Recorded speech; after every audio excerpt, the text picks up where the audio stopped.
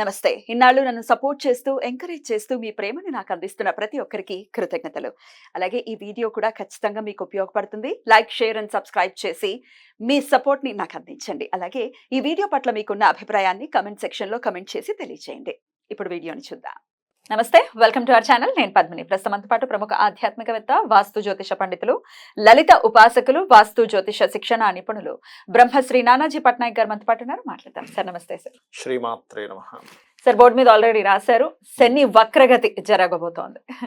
4 నెలలు సార్, 4.5 నెలలు దాదాపుగా మనకి 29 జూన్ నుంచి 15 నవంబర్ వరకు ఉంటుందండి.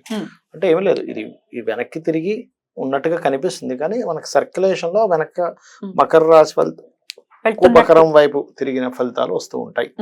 దానివల్ల ప్రతి లగ్నం వారికి, లగ్నం తెలిస్తే లగ్నము, లగ్నం తెలియకపోతే రాశి వారికి మంచి విషయాలు ఉంటాయి. ఇందులో పాజిటివ్ ఉంటుంది, జాగ్రత్తలు తీసుకోవాలి. అదేవిధంగా ఇది వక్రగతి వల్ల పర్టికులర్ గా ఈ వక్రించిన శని దీన్ని చూస్తున్నాడు. సో 29 జూన్ నుంచి 13 జూలై వరకు ఇక్కడ ఉంటాడు కుజుడు. సో 29, 13 వరకు, అంటే దాదాపు ఒక 15 రోజుల పాటు ఇది ప్రపంచ వ్యాప్తంగా కానీ దీని ప్రభావం ఉంటుంది. అంటే ఎట్లాంటివి సార్? విపత్తులు అట్లాంటివి? విపత్తులు అదేనండి. ఇప్పుడు కామన్ గా మీరు గమనించినట్లయితే ఈ శని సామాన్యంగా చూస్తుంటేనే మనం గతంలో కూడా చెప్పుకున్నాం, పేరుకి వర్షాకాలంగానే ఎండలు బాగా వస్తూ ఉంటాయి. ఒక పక్క బాగా ఎండ వస్తుంది అనేసరికి ఇంకో దగ్గర విపరీతమైన వర్షం పడుతూ ఉంటుంది. అంటే ప్రకృతిలో ఏదైతే బ్యాలెన్స్ అనేది తప్పుతుంది శని కుజులు ఎప్పుడైనా వీక్షించుకుంటున్నా కూడా. అయితే దీనివల్ల మాత్రం ఎట్టి పరిస్థితుల్లో ఇప్పుడు చూడండి, మనకి ఈ ఫ్లష్ ఈటింగ్ బ్యాక్టీరియా ఏదో అంటున్నారు, దాదాపుగా 2006లో వచ్చింది జపాన్లో, ఇప్పుడు కాదు. 2004లో వస్తే 2006లో దాన్ని డిటెక్ట్ చేశారు. 2006 నుంచి ఉన్నటువంటిది, అదేం కొత్తగా ఇప్పుడు ఇండియాకి వచ్చేసి ఏదో అయిపోతుంది అనుకునేటువంటి భయం అయితే పడాల్సిన పని లేదు. కాకపోతే ఈ కాంబినేషన్ వల్ల ఏమిటంటే ప్రపంచవ్యాప్తంగా కానివ్వండి, దేశాల వారిగా కానివ్వండి, మనకి రాష్ట్రాల వారిగా కానివ్వండి, అనవసరమైన గొడవలకు దారితీస్తూ ఉంటుంది. సాధారణంగా ఇది మనకి క్రోధినామ సంవత్సరం, కుజుడు ఓన్ హౌస్ లో ఉన్నాడు. ఇన్ని రోజులు శని చూస్తున్నందుకు ఆల్రెడీ జరుగుతున్నాయి, వక్రించి చూస్తున్నప్పుడు ఇంకొంచెం డిఫరెంట్ గా గొడవలు. అందులో ముఖ్యంగా సరిహద్దుల్లో ఉండేటువంటి ఈ భద్రతను కల్పిస్తున్నటువంటి ఈ యొక్క సైనికులు కానీ, పోలీస్ డిపార్ట్మెంట్ మీద కానీ కాస్త ఎక్కువ ప్రభావం చూపిస్తుంటుంది. అంటే వాళ్ళకి కొన్ని స్ట్రిక్ట్ రూల్స్ ఇవ్వడం, ప్రెషర్ ఎక్కువగా ఉంటుంది. ఎందుకంటే వక్రించిన శని చూస్తున్నాడుగా, అందుకని.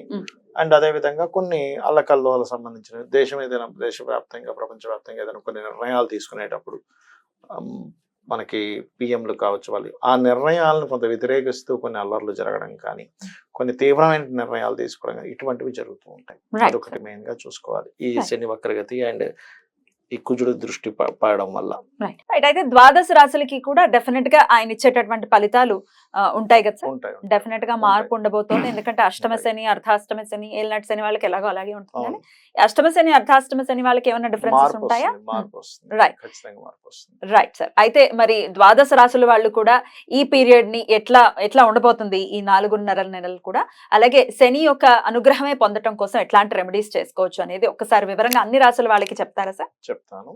ఆఖరిలో ఈ అర్ధాష్టమ, అష్టమ శని వాళ్ళకి ఏం మార్పు వస్తుందో కూడా చెప్తాను, ఎండింగ్ లో చెప్తాను. తప్పకుండా సార్. మరి ధనుసు రాశి వారికి 2వ స్థానంలోకి రాబోతున్నారు కాబట్టి శని ఎట్లాంటి రిజల్ట్స్ ఇవ్వబోతున్నారు అనుకోవచ్చు సార్? ఫస్ట్ ఆఫ్ ఆల్ ఏంటంటే అమ్మా, కొంచెం సర్కిల్లో వేరే దగ్గర ఉన్న మనీ రావడానికి ఆస్కారం ఉండదు 3లో ఉండే వ్యక్తి 2లోకి వస్తే కనుక. అండ్ అలాగే ఇక్కడ ధనుర్లగ్నం ఆర్ ధనుసు రాశి వారికి కోర్టు కేసెస్ వ్యవహారాల్లో జయాన్ని, అలాగే కొత్త ఉద్యోగ అవకాశాలని, వివాహ నిర్ణయాలు, వివాహ సంబంధించిన విషయాల్లో మంచి సక్సెస్ ని ఇస్తున్నాడు ఇక్కడ చూసుకుంటే శని వక్రగతి. అయితే ఈ ధనస్సు వారికి మాత్రం కొన్ని ఎప్పుడైతే 3వ స్థానంలో వక్రించాడో, 3వ స్థానం అనేది మన సబ్ కాన్షియస్ మైండ్. ఈ సబ్ కాన్షియస్ మైండ్ లో కొన్నిసార్లు మనం ఏమవుతుందంటే, ఈ పంచమంలో కుజుడు నుండి శని దృష్టి ఉన్నప్పుడు ఆలోచనలు చేసేటప్పుడు కొంచెం రాంగ్ దీంట్లోకి వెళ్ళిపోతుంది. అంటే నిర్ణయాలు, బికాస్ ఆఫ్ 3వ స్థానం నిర్ణయం, పంచమ స్థానం ఆలోచన. ఒక స్టెప్ తీసుకునేటప్పుడు ఒకటి చేయబోయి ఇంకోటి ఏదో చేయడం, ఒక్కోసారి చూడండి పెద్ద డెసిషన్ లాస్ట్ మినిట్ లో మార్చేసుకుంటాం. అటువంటివి చేయకూడదు. కొంచెం జాగ్రత్తగా మీ ఆలోచనే కాకుండా మీ చుట్టుపక్కల వాళ్ళకు కూడా చెప్పి ఇది ఇలా చేద్దాం అనుకుంటున్నాం ఏమిటి అనే సజెషన్స్. రాజకీయ విషయాల్లో కొంచెం జాగ్రత్తగా ఉండాలి, ఎందుకంటే ఈ పంచమ స్థానం రాజకీయంగా చెప్తుంది శని కుజుడు ధనుసు లగ్నం వారికి. అండ్ ఇన్వెస్ట్మెంట్ చేసేటప్పుడు అది కొంచెం జాగ్రత్తగా ఉండాలి.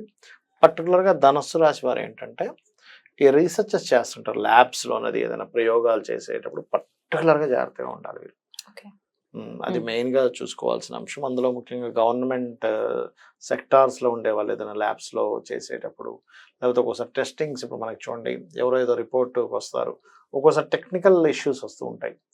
అటువంటి విషయాలు మెయిన్ గా జాగ్రత్తగా ఉండాలి. బట్ అయితే ఈ దశమ స్థానంలో కేతు ఉన్నప్పటికీ కూడా ఇప్పుడు ఏదైతే చూడండి, ఇప్పుడు ఉద్యోగ విషయంలో కలుగుతున్న ఆటంకాలను తగ్గిస్తాడు శని. దానివల్ల అది మెయిన్ గా చూసుకోవాలి. వాక్కు స్థానంలోకి రావడం వల్ల ఏదైనా ఉంటుందా సార్?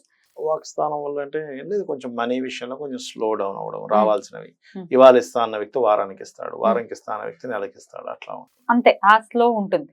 స్లో ఉంటుంది. మిస్కమ్యూనికేషన్స్ అవుతుంటాయి కొంచెం. అంటే మీరు ఒకటే చెప్తే వాళ్ళు ఇంకో రకంగా అర్థం చేసుకోండి. ఎందుకంటే 3వ అధిపతి కమ్యూనికేషన్ కారకుడు వాక్ స్థానంలోకి వస్తున్నాడు కదా.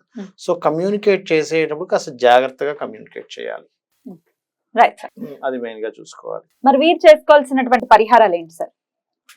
వీరు చేసుకోవాల్సినటువంటి పరిహారాలు ఏమిటి అని చూసుకున్నట్లయితే ఎక్కువగా నరసింహస్వామి యొక్క ఆరాధన, వీలైతే గనక గురువారాలు మంగళవారాలు నరసింహస్వామికి గంధముతో తయారు చేసిన అభిషేకం, గంధంతో అభిషేకం చేసుకుంటే మంచిది. రైట్.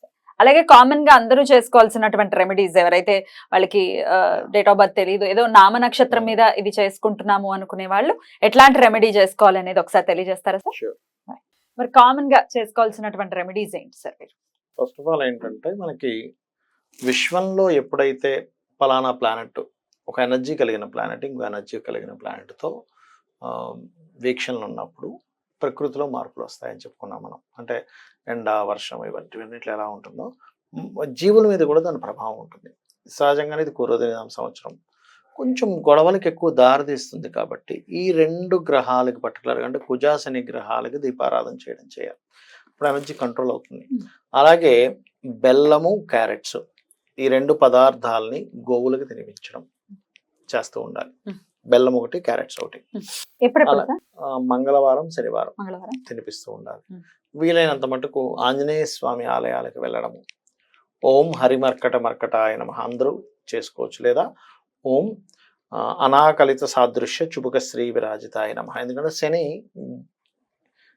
వక్రించాడు కదా, అంటే ఈ లాభము కర్మ కనెక్ట్ అయ్యాయి. లాభము కర్మ శనికి సంబంధించిన మంత్రాల్లో, అంటే శని అనుగ్రహం కలగాలనుకునేటువంటి దాంట్లో అమ్మవారి మంత్రాల్లో ఇది బ్రహ్మాండంగా పనిచేస్తుంది. ఓం అనాకలిత సాదృశ్య చుబుక శ్రీ విరాజితాయ నమః. దీంతో పాటు ఓం శ్రీమాత్రే నమః ప్రతిరోజు చేసుకుంటే, అంటే మనకి బయట ఎలాగున్న పరిస్థితులు మనకి ఇబ్బంది కలగకుండా ఉంటుంది. బయట పరిస్థితులు గొడవలు జరగవచ్చు, రకరకాల అవ్వచ్చు, డిఫరెంట్ ఇవి అవ్వచ్చు, కానీ వీళ్ళకి సేఫ్గా ఉంటారు ఇది చేసుకుంటే. అండ్ అలాగే ఇంకోటి ఏంటంటే శని వారము మరియు మంగళవారము గోవులకు క్యారెట్స్, బెల్లం తినిపించడంతో పాటు వీలైతే గనక పెరుగన్నాన్ని పంచడం పేదలకి, లేదా గూడాన్నము అంటారు. అంటే మనకి మన బెల్లంతో తయారు చేసిన పదార్థము కొంచెం నెయ్యి కూడా వేసి దాన్ని అమ్మవారికి నైవేద్యం కాబట్టి ప్రసాదంగా గనక పంచినట్లు. మీనంలోకి వెళ్తారా సార్? మీనంలోకి ఇంకా ట్రాన్సిట్ కూడా ఉంటుంది కాబట్టి మేషరాశి వారికి ఏలినాటి శని స్టార్ట్ అయ్యే పరిస్థితి ఉంటుంది. రైట్. సో ఈ 4.5 months మీరు ఇందాకే చెప్పారు మేషరాశి వారికి మంచి కాలం అనే చెప్పారు. మొత్తం ఓవరాల్ గా ద్వాదశ రాశుల వాళ్ళకి కూడా ఎట్లాంటి రిజల్ట్స్ ఇవ్వబోతున్నారు, శని వక్రగతి అనేది వివరంగా తెలియజేశారు. రెమెడీస్ ని కూడా చేసుకున్నారు. డెఫినెట్ గా ఇవి పాటించుకుంటూ ఈ 4.5 months కూడా అందరికీ పీస్ఫుల్ గా వెళ్ళాలని మనస్ఫూర్తిగా కోరుకుంటూ కృతజ్ఞతలు సార్. నమస్తే.